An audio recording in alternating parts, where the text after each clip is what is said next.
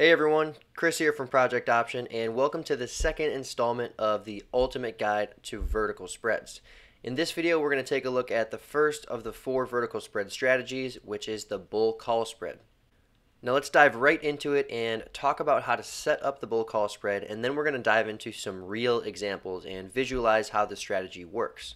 So first and foremost, to set up a bull call spread, you're going to buy a call option and sell another call option at a higher strike price. Now both options have to be in the same expiration cycle for this to be a vertical spread. Now as you might have guessed, the bull call spread is a bullish call vertical spread, and that means that it profits when the stock price increases.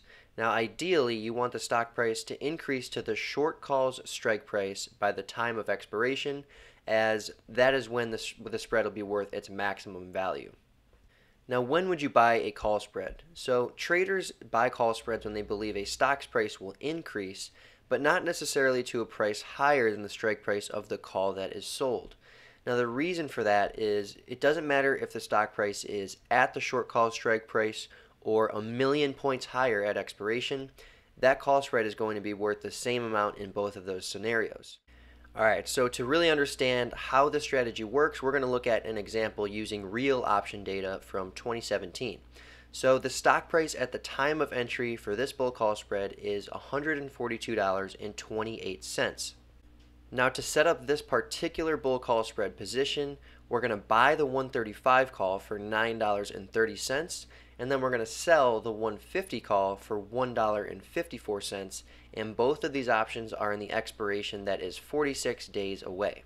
Now as you can see, we're buying an in-the-money call because that 135 strike is below the current stock price, and we're selling an out-of-the-money call because that 150 call has a strike price that is above the current stock price. So this is a very typical way to structure bull call spreads, but we'll get to that in a later video.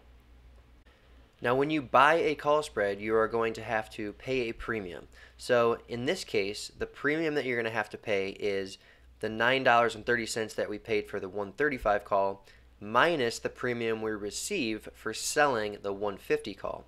So since we paid out $9.30 and we collected $1.54, we pay out $7.76 in option premium. Now in this particular call spread, we have a break-even price of $142.76. And that's because our long call's strike price is $135 and we paid $7.76 in option premium. Now our maximum profit potential is going to be the width of the spread, which is $15 in this case, so 150 minus 135 is $15, less the premium paid, which is $7.76, times 100, which comes out to $724 of profit potential on this trade. Now the maximum loss potential is simply what we paid for it times 100.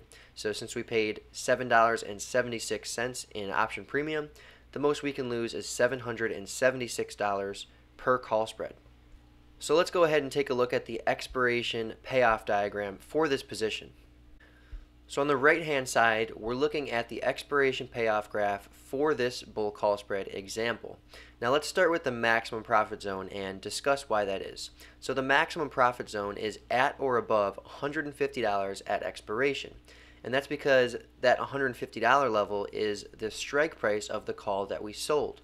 So if the stock price is at or above $150 at expiration, the 135-150 call spread will be worth $15. Now if this call spread rises to a value of $15, we'll have a profit of $724 per spread, or $7.24 in option terms. Now that's because the spread is worth $15 at expiration, but the spread was initially purchased for $7.76. Now let's move on to the break-even price. So as we discussed, the break-even price of a bull call spread is the long call's strike price plus the premium that you pay for the spread. So in this case, the long call's strike price is $135, and since we paid $7.76 to buy the spread, the break-even price is $142.76. Now, why is the break-even price $142.76? Well, if the stock price is right at $142.76 at expiration, the 135 call will be worth $7.76, and the 150 call will expire worthless.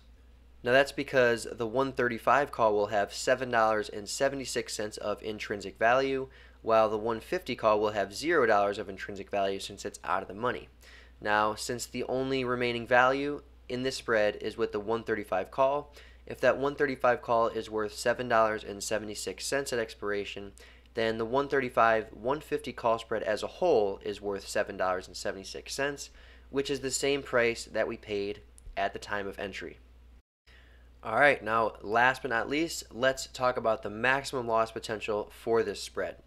Now, as we discussed, the maximum loss potential is the price you pay for the spread, which in this case is $7.76 in option terms, or $776 per spread in actual dollar terms. Now, the maximum loss zone for a bull call spread is at or below the long call's strike price at expiration. Now that's because if the stock price is at or below $135 at expiration, the 135 and the 150 call will both be worthless because they will be out of the money, and therefore the 135-150 call spread will also be worth $0. Now if you buy a spread for $7.76 and it expires worthless, you have a loss of $7.76 per spread. Now again, that $7.76 represents the loss in option terms, but to get the actual loss in dollar terms, you have to multiply that by the option contract multiplier of 100, which comes out to $776. Alright, now that we've gone through the expiration payoff graph for this particular trade, let's go ahead and visualize how the trade actually performed as the stock price was changing over time. Okay, so the chart on the right hand side is the actual performance of this call spread as the stock price was changing. So on the top part of the graph we have the changes in the stock price through time, and then on the bottom part of the graph we have the price of that call spread, and then we also have the expiration P&L based on the stock price at expiration. So the first thing I want to point out here is from 46 to 30 days to expiration. So the first 16 days of the trade, we can see that the stock price falls from the point of entry, and on the bottom part of the graph we can see that that resulted in losses on the long call spread position. Now that's because if you buy a call spread and the stock price decreases, those call options are going to lose value, and that's going to result in losses on your spread. Now fortunately, we can see that the stock price did rally significantly over the remaining time of the trade. So from around 30 days to 0 days to expiration, the stock price surges higher and actually gets to a price higher than the short call's strike price of $150. Now, at expiration, we can see that the stock price is at $148.06. Now that means the long 135 call is worth $13.06, and the short 150 call is worthless because it's out of the money.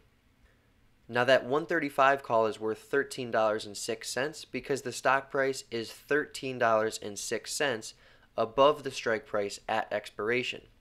Now since that 135 call is worth $13.06 and the short 150 call expires worthless, the expiration value of this spread is $13.06. Now since it was initially purchased for $7.76, there's a $5.30 or $530 profit per spread. Alright, so that wraps up the video on the bull call spread. And to recap, a bull call spread is a bullish vertical spread constructed with call options, and that means you buy a call and then you sell another call option at a higher strike price in the same expiration cycle. Now ideally, you want the stock price to rise to a level equal to or greater than the short call strike price by expiration, but remember, it doesn't matter if the stock price is at or above the short call strike price at expiration, the spread will have the same exact value. Alright, well you've made it through the first vertical spread strategy, so in the next video we're going to talk about the bear call spread, which is simply selling a call vertical spread. I'll see you there.